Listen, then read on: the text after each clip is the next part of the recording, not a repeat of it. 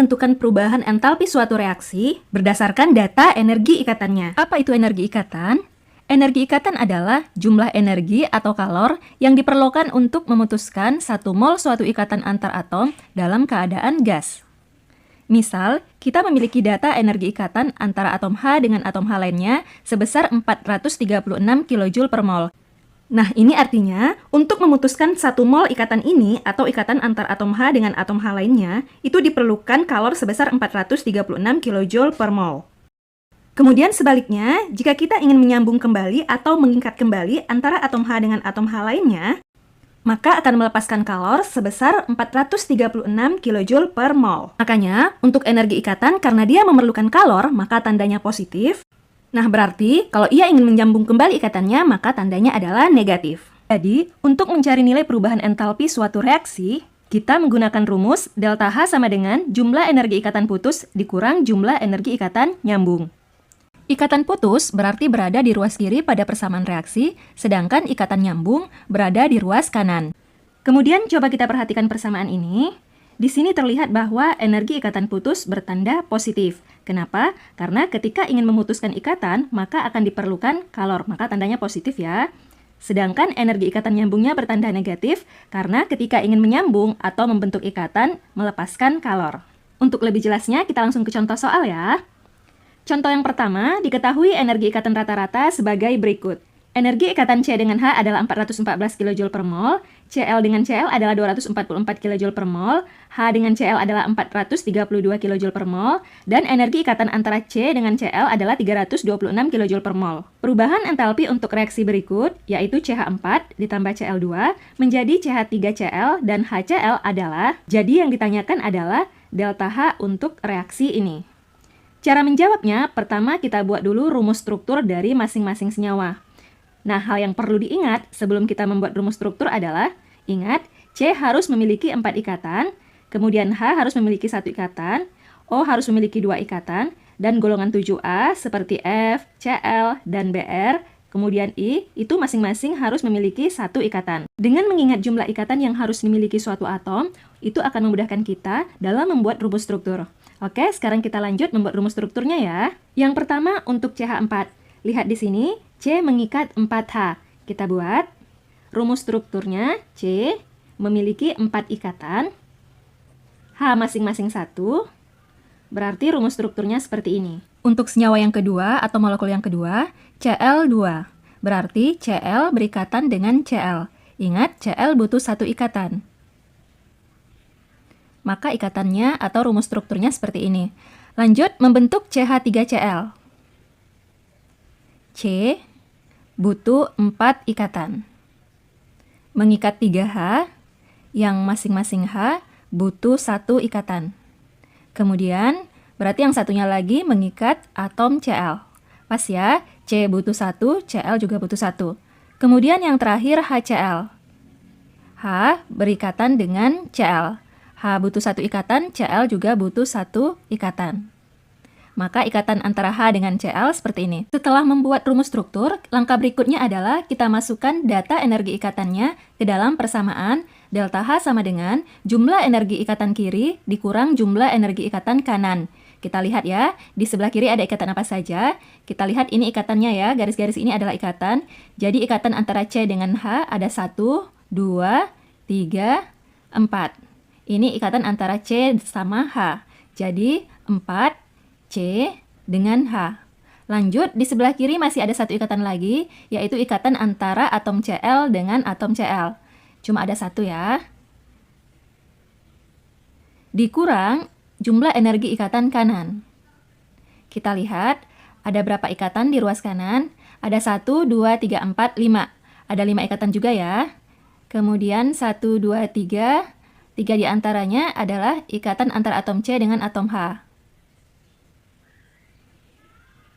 Kemudian, ikatan antara atom C dengan Cl. Ini ya, C dengan Cl ada 1. Lanjut, yang terakhir, ikatan antara atom H dengan Cl. Ada 1 juga.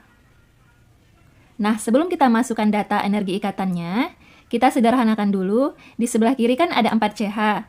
Ada 4 ikatan antara atom C dengan H. Di sebelah kanan ada 3 ikatan antara atom C dengan atom H. Nah, ini kita bisa kurangkan langsung. Jadi 4 dikurang 3, berarti di sebelah kanannya habis. Di sebelah kirinya tinggal 1 ikatan C dengan H. Setelah disederhanakan, baru kita masukkan data energi ikatannya. Jadi kita buat di sini ya, sama dengan data ikatan C dengan H yaitu 414 kJ per mol. 414 ditambah Cl dengan Cl, yaitu 244 kJ per mol. Ini yang sebelah kiri ya, kita jumlahkan. Kemudian dikurang yang sebelah kanan. C sama H-nya sudah habis, sekarang tinggal C dengan Cl. C dengan Cl berarti 326 kJ per mol.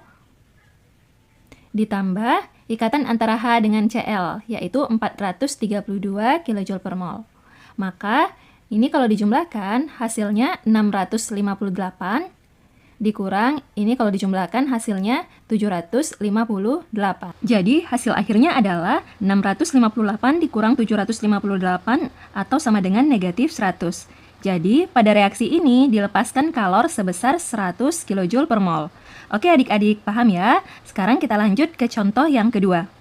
Entalpi pembentukan H2O sebesar negatif 242,5 kJ per mol. Jika energi ikatan H dengan H 436 kJ per mol dan O dengan O 495 kJ per mol, maka energi yang dibutuhkan untuk memutuskan 1 mol ikatan O dengan H adalah, di sini yang ditanya adalah EI-nya atau energi ikatannya si O dengan H. Pertama, kita buat dulu reaksinya. Karena kan di sini belum ada reaksinya. Reaksinya adalah reaksi pembentukan H2O. Jadi yang dibentuk adalah H2O, berarti berada di ruas kanan.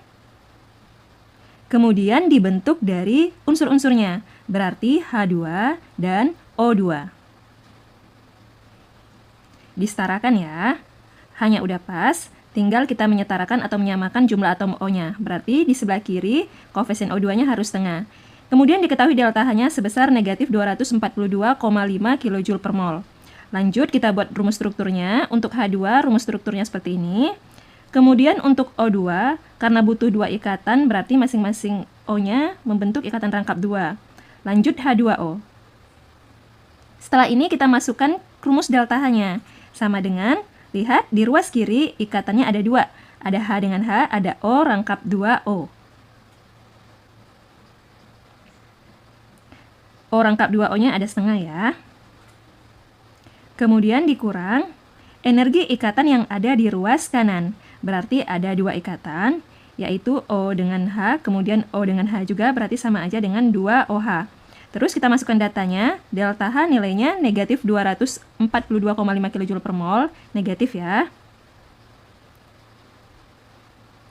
Sama dengan H dengan H, di soal diketahui energinya 436, kemudian O rangkap 2O 495, jangan lupa dikalikan setengah. Nah, ini yang di ruas kiri dikurang ruas kanan 2OH. Ini tidak diketahui ya, jadi ini yang ditanyakan. Lanjut kita buat di sebelah kanan. 2OH bertanda negatif, kita pindahkan ke ruas kiri, berarti tandanya jadi positif. Nah, yang ini kita jumlahkan. 436 ditambah setengah dari 495 adalah 247,5. Lalu negatif 242,5 kita pindahkan ke ruas kanan, berarti tandanya jadi positif. Ini kita jumlahkan dulu ya, hasilnya adalah 683,5, baru ditambahkan lagi dengan 242,5. Maka hasilnya adalah 926. Nah, perhatikan 926 ini untuk 2OH. Sedangkan ingat energi ikatan yang ditanya adalah untuk 1 mol ikatan O dengan H. Berarti untuk mencari 1 molnya kita bagi 2 ya. Energi ikatan antara O dengan H sama dengan 926 dibagi 2 atau sama dengan 463 kJ per mol. Oke adik-adik, mudah ya. Nah, sekian dulu untuk video kali ini. Terima kasih. Wassalamualaikum warahmatullahi wabarakatuh.